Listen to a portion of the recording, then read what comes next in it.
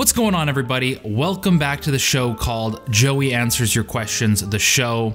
Let's look at the better ideas, r/better ideas. See what you guys have posted. Same ad 7589 posted, help us Joey. 1.1k members, 9 online, me and the boys trying to revive the subreddit. Apes together strong. That's good. I like that. Good job.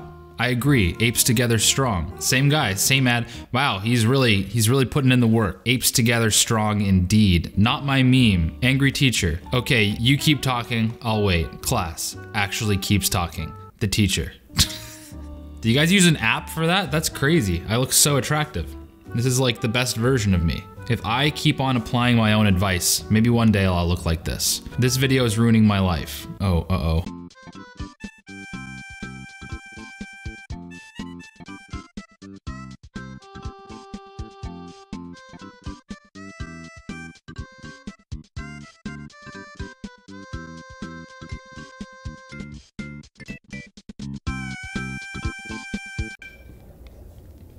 All right, it's ruining my life too now. The Epic Coral says, idea by Jake Ryan 1121. Joey, try to revive the subreddit. Joey, shout it out on the second channel. Joey, the video gets 5k views. I don't know why I said Joey every single time. The second channel does not get nearly as many views as the main channel. Should I do a shout out on my main channel? Maybe I will. Maybe I'll do it at the end of this next video coming out. Yeah, I'll do a big fat shout out talking about the second channel. I'll talk about all the epic memes posted in the subreddit, or maybe I'll just be self-aware. I'll say the subreddit's dying and we need your help. We need your help. Said like say says, oops, I'm watching Better Ideas. This is a really old meme format. Holy, this is from like 2008. Actually, were memes invented in 2008? It's probably 2012. I'm watching Better Ideas. One day I'll be like this dude. Yeah, you'll go bald too. Nani? Once again, the bald jokes, guys. Come on, give me a break. Give me a freaking break, okay? No, it's good. How dare you all attack him like this? No, stop it. It's all good. I'm not offended. These are hilarious. This is top tier memes. I should be laughing. Why aren't I laughing? Slowly but surely, I'm doing better. Thanks, Joey. You know what? I'm glad to hear it. That was Jomadzma. I mentioned Jomadzma in the previous video. Jomadzma. How to revive a dead sub in 2 steps. I've already clicked on this one. I like this. 1, add a banner and icon. 2, shout it out on the second channel with 2k views. 3, profit. You know what, guys? I'm working on it. I want the second channel to be thriving. I want it to be like its own entity, but it's gonna take a long time to get there. I need to start making more relevant content. Maybe I will do commentary videos. Yes, please. If there's a video or a subject or a topic or something that you guys want me to react to or comment on, I could even do like content reviews. Like, you guys let me know what you want to see on the second channel, because I want it to be a bit more variety content. You know, Better Ideas is fairly uniform in focus. I do want to diversify the content on there as well, but the brand of Better Ideas is fairly locked in at this point. This second channel is an opportunity to just go crazy. Go stupid. Go crazy. To absolutely go wild with whatever fun ideas you guys have in mind. I'll look at those ideas and I'll either say, that sounds stupid, I don't want to do it, or I'll be like, that's the best idea I've ever heard in my life. Let's get to it. Let's do it. Yeah, lots. You know what? There's more activity on this subreddit in the past 3 days than there has been in the last 3 months. And it's great to see. Yeah, baby. Link Omega posts, revive the subreddit. And you know I'll like this because this is an Apex meme. Me trying to revive it. Boom, there we go. Joey's subreddit, fairly straightforward. You know, you got Lifeline here covering, and her super OP heal ability is just masking the subreddit. And you have Gibraltar over here just trying to like ruin everything. You know, that's probably my competition right there. Jomadzma says yes. Yes. Joey's Valentine's Day prediction.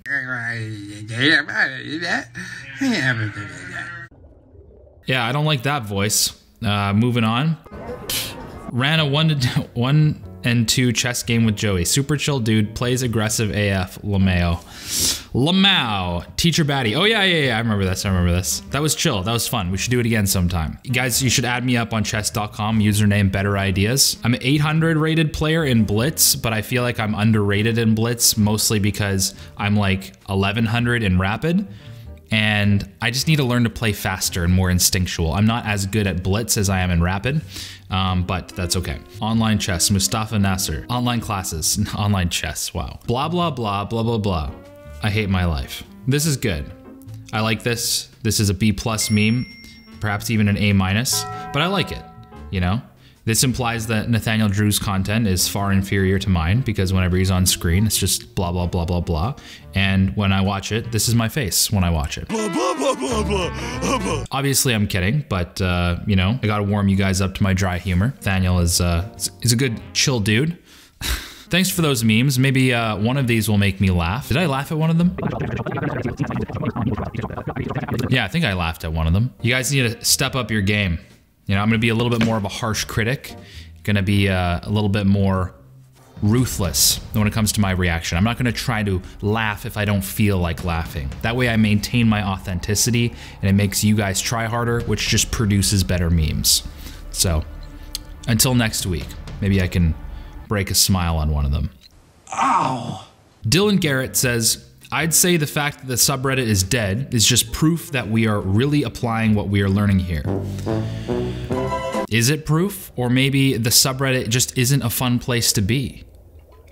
You know, I'm really not selling my subreddit very well, but yeah, that could be proof, yeah? Spending less time on Reddit, spending less time on social media, it's a good thing in general, I think. So I think you're onto something there. Tegan says, this is becoming consistent, creating the vibes that are ruining our lives. Yes, hopefully we can ruin your life on a regular basis every single week. By watching these videos, you're just gonna be slowly deteriorating into a liquid vat of human waste. Lero Valtanen says, why does the voice at the beginning sound like Sheogorath, Daedric Prince of Madness? My brother says slow clap, fantastic reference. And I agree, what a great reference. That is from Oblivion. I don't know if you guys have played Oblivion, but Sheogorath is a nutcase, a total whack job. Not someone that you guys should aspire to be. Yeah, don't be him. Cheese for everyone! Ari Ari says, question, what's a mental model or self-help tactic you adopted but ended up abandoning later on? Why did you abandon it? That's a good question. I have to think about that for a sec. Also, if I seem a little bit irritated or angry, I'm not. I'm just in a bit of a irreverent mood, you know? I don't necessarily feel like being all happy. I'm focused. You know, I'm just recovering from a esophageal inflammation, and I want to make sure that I'm focused on my recovery. That's kind of made up. Liar! Liar! But I did have a little bit of an esophageal condition. Probably Stoicism. I'm still a big fan of Stoicism, certain elements of Stoicism. One of the things that I kind of disagree with in Stoicism is not riding the highs too high or the lows too low. I think that's a good idea. I think the strict Stoic will try not to get too carried away when things are going well for them. You know, when something good happens to you in your life, you know, you win the lottery, you meet the girl, you slay the dragon.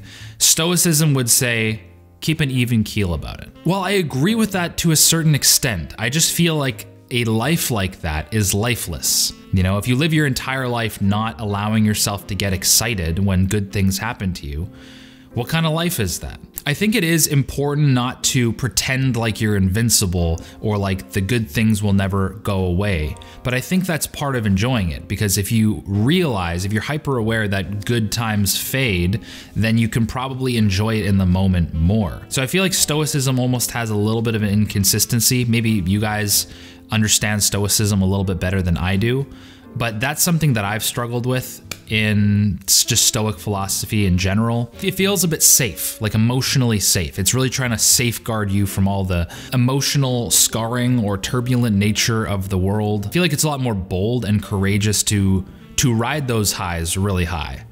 And then come crashing down if that's the card that life deals with you. There's definitely an argument to be made on both sides, but I used to answer your question more specifically, I definitely used to subscribe to Stoicism a little bit more firmly, a little bit more from an Orthodox perspective, not like Greek Orthodox Christianity, but from like a zealous, I used to be a Stoic zealot, almost. But Yeah, it's lost its appeal a little bit to me. MP98 says, yo, give me a heart, and I did. Lay up all my life, says Joseph. I'm actually Josiah, but appreciate the effort to be proper. Thank you, Joseph. I have a question. How to become a calmer person all around? Reducing redness in the face when socially active, just being smoother and less nervosauce. Natalie says, do you think Joey's full name is Joseph? There might be other options, and she'd be right. Eli says, I can answer this. His full fist name is Josiah. Yes, that is my fist name. It's my Street Fighter alias. What was the question again? How to become calmer. There's this thing called the flinch, and it's sort of a gut level feeling of resistance that you feel when you're about to engage in or when you think about engaging in something uncomfortable. It's very similar to The Resistance, Stephen Pressfield's The Resistance. The flinch is a very ancient mechanism of our psyche. You know, it's the feeling of resistance that you need to feel if you're, you know, walking around high cliffs. You need to feel a little bit of a flinch. You flinch, you repel from the high cliff to save you from the potential existential threat of death. But now in the modern world, we still have this sort of Neanderthal brain, right? And this flinch mechanism is still present, but times are a lot more luxurious. We don't have to watch our back for predatory animals. We don't have to watch our back around high cliffs. We're not dangling ourselves from high cliffs all the time. Don't look down. So the flinch has to focus on something. You know, if you live a very comfortable life on a physiological basis, if you sit around on your couch all the time, you live a very sedentary lifestyle, the flinch mechanism will focus on social validation and, you know, little stressors towards your self-image and all these little tiny things that don't really matter. The only way to solve that problem is to reintroduce physical bodily stressors into your life on a regular basis. You know, you hear time and time again, people who take up martial arts, people who start lifting heavy weight, people who start taking cold showers, they start voluntarily exposing themselves to these physical stressors. And because of that, that's what the flinch focuses on. And when you overcome that obstacle, when you push through the flinch, you do the hard thing anyways, your body gets really, really good, or your mind gets really, really good at just recontextualizing the stress in your life. I don't know if that makes sense. When you're constantly exposed to these, did you hear that yell? When you're constantly exposed to these high level, high intensity physiological stressors, then these little tiny things like social interactions are way less stressful. There's way less flinch involved because you've redirected your flinch towards something a lot more intense. Hopefully that makes sense. But bottom line is you've got to start inviting discomfort into your life and voluntarily overcoming it. Real discomfort, physical discomfort. That way the little psychological discomfort will really start to fade. Yvonne says, why would I go to therapy when I can just come here every Friday night and watch Joey's show? Fair enough, but if you need therapy, go to therapy. I'm not a doctor, I'm just a dude. Winner says, Joey's second channel has the best content on YouTube. Changed my mind. Damn right it does. Aubrey says, your editor is a saint and you are an apostle, Joey. Guys, come on. I'm right here. Edit, if you are both, this would make sense of being overpowered. Bald? I'm bald. Demetrios isn't bald. I think bald is the missing word there. Rhinoth says, I still check the dead subreddit every couple of days, always hoping there will be some new content. Maybe we can meme you memeing the subreddit. Yeah, that's the plan. Nick Henderson says, question, how do you remove the need to always have something playing? YouTube, music, podcasts, etc. I always feel like I need something in the background, but it distracts me. And I know that I should make time to let my brain think. Feels like I'm almost scared of silence. Yeah, something that I've struggled with in the past, for sure. Yeah, it sounds like you need to reset your baseline. Dopamine detox, if you will. And I know that's a very trendy term. And it doesn't have to be, you know, there's no right way to do it. You just need to be very intentional about removing yourself from all this information overload. You know, you need to take a day, you schedule it into your calendar, and you say to yourself, I'm not gonna turn on my phone until 8 p.m. Maybe you don't turn on your phone at all, or maybe you set a screen time limit so you're limited to 20 minutes or something, and you don't go on YouTube. You intentionally expose yourself to that discomfort, that Holy, these guys are loud in my house. You intentionally expose yourself to this uncomfortable feeling and you sit with your thoughts. You don't run away from them. And you do that for an entire day. You're not just sitting there the whole day. Obviously go about your day, do what you need to do, eat food, go to work, whatever. You do need to just be intentional, and there's no shortcut to just facing this discomfort head on. Schedule a day where you don't look at your phone, you're not listening to anything. Even just one day of doing this is enough to not necessarily make any significant changes in your brain, but it kind of just gives you the experiential feeling that it's not so bad to have a slower day. You might actually like it. You might find that you're able to focus better. And just having one of these days in your recent memory will help you remember that it feels quite nice not to bombard yourself with information all the time. I recently started doing these morning routines. I'm not a huge fan of morning routines in general, but I'll explain that in my next Better Ideas video because the whole thing's about morning routines. But I wake up and I don't go on social media and I just write for an hour. I walk downstairs, put my hoodie on, I have my special shake and make a coffee, but I walk upstairs and I write for an hour. I set a timer and it was really uncomfortable at first, but it's only uncomfortable for the first like 10 minutes. But as I get into a flow of things, it's really quite peaceful. I feel like it's a time where I can just be creative and I don't have to plug myself into the crazy, turbulent nature of the internet and all of the thumbnails and bright flashing lights and stuff. So I highly recommend it. Comfort Ejibula is back. Hi, welcome back. With a bunch of questions. Where did you get Indomie? Walmart. You know what? Indomie is pretty popular here in the Lower Mainland, Canada, British Columbia. I find it in every grocery store pretty much, but Walmart, they always have tons of it. It's Aang, the avatar. Right. Love the editing, honestly. So dramatic. You have Demetrius to thank for that. Thank you. So Comfort says, reposting from the previous video before this one, what's your favorite piece of equipment and why? And what elements of storytelling do you think carries the most weight of any story? Good questions, Comfort. Okay, so what's your favorite piece of equipment and why? Honestly, this mic, I'm not gonna bring it down because it's on a very delicate setup right now, but it's the Sennheiser MKH8060, and I think it sounds so crispy. It's underrated. Everyone's talking about the Sennheiser, I think it's a MK416. Everyone talks about the 416. This mic sounds better than the 416 IMO. It's the current meta. So anyways, yeah, if you're into sound design and you want like a good mic, it's expensive. It's like 1,500 bucks, but holy smokes, does it make a difference. What elements of storytelling do you think carries the most weight of any story? Ooh, character development. Having a relatable character. It's something that is so fundamental, but so many franchises get this so wrong. Star Wars? Like, who gives a shit about, what's her name? Rey. I don't. Hey.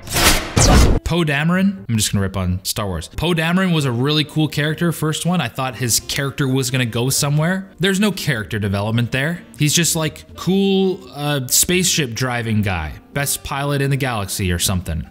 I don't care. I don't care what his credentials are. I want to hear a human story, Otherwise, I don't care if he lives or dies. Yeah, Star Wars, like the new trilogy, was so brutal on the character development front. Kylo Ren was probably the most well-developed character, the one with any sort of intrigue whatsoever.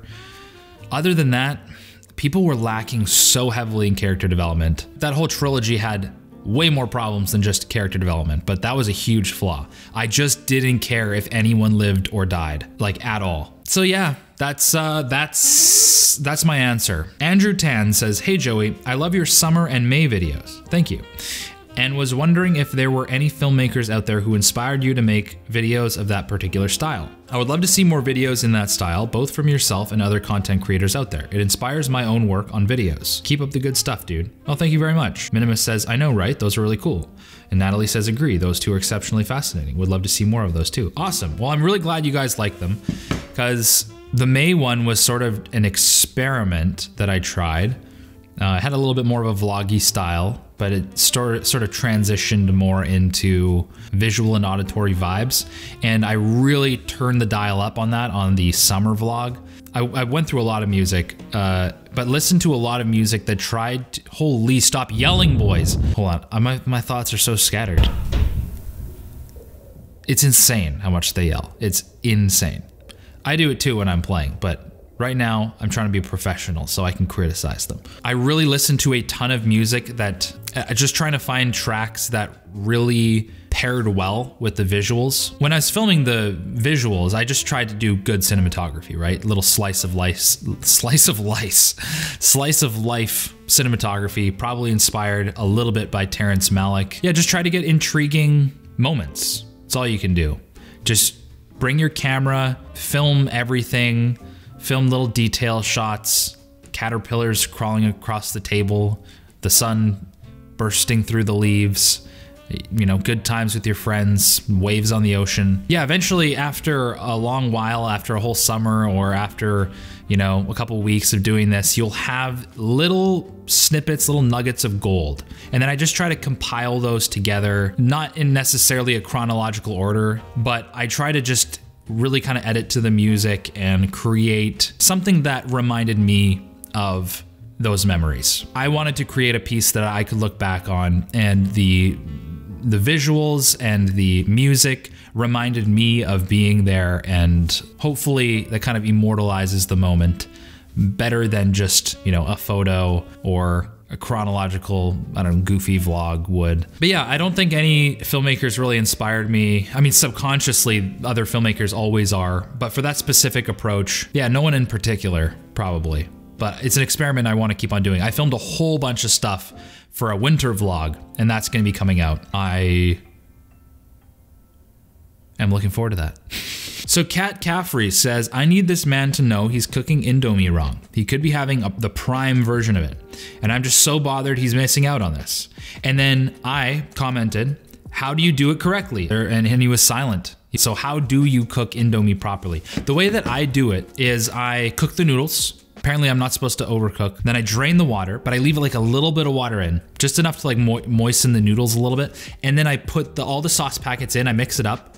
But then while that was doing its thing, I was cooking an egg. I usually have 2 Indomie packets, so 2 Indomies and then 2 eggs. And then I tried to cook it like over easy, but still let the yolk be all yolky and not cooked. And once that's all done and I add all the sauce packets and stuff like that, I put the eggs on and then I like chop it up and mix it in so that all the yolk kind of mixes in there. That's how I make Indomie. Might not be the right way, but critique it. If you know what you're doing with an Indomie, let me know what I'm doing wrong. To me, it tastes delicious. BJ Singh says, cry face, you didn't answer my questions. I'll try again. 5 fave movies, 5 fave songs, 5 fave places, 5 fave foods. Holy, bruh, I'm only gonna do one of those. I can do 5 favorite songs. Here you go, Your Majesty. These aren't gonna be my top 5 because I don't know what my top 5 favorite songs are. Change Partners by Frank Sinatra and Antonio Carlos Jobim. It's so smooth, it's so sexy. Spicy, big band, romantic type of song. Frank Sinatra's a god. Oh, one of my favorite songs of all time, hands down. Pencils down. Is I'll Come Too by James Blake. Just immaculate. It is a masterpiece of a song. And it seems to get better every time I listen to it. It means a lot to me, that song. Another song I vibed with a lot, even though I didn't really vibe with the whole album, but a recent song that I really liked is Afterthought by Joji, featuring Benny. I feel like it was the strongest song on the album, on the new Joji album. The production on it is just, it packs a punch. You feel it in your gut. And it's very melancholy. It's sad, but it's also happy and hopeful. Loving Is Easy by Rex Orange County is such a good feel-good summer song, summer anthem. It reminds me of the good times, and every time I listen to that song, I just get into a little bit of a euphoric mood. Creates a little pocket of euphoria for me that I can escape into. I really like to listen to that song when I'm driving, you know, maybe the sun's out and I can roll down the windows a bit. Oh, Skeleton by Techno. It is underrated. Yeah, if you want to break into the Nigerian music scene, Skeleton by Techno is a bop. You'll be like, oh yeah, this is pretty good the first time, a little repetitive, but then you'll start to crave it. And then I think it was my #1 most played song on Spotify for 2020, just because I'm always in the mood to listen to Skeleton by Techno. Okay, those are my 5, not my 5 favorite songs, but 5 songs that I'm really digging and are just kind of classics to me right now. Okay. Okay? That's all for today. Thank you so much for watching. Thanks for tuning in to yet another episode of the show called Joey Answers Your Questions. The show. Yeah, I'm gonna go eat something. See ya. You guys are yelling so much.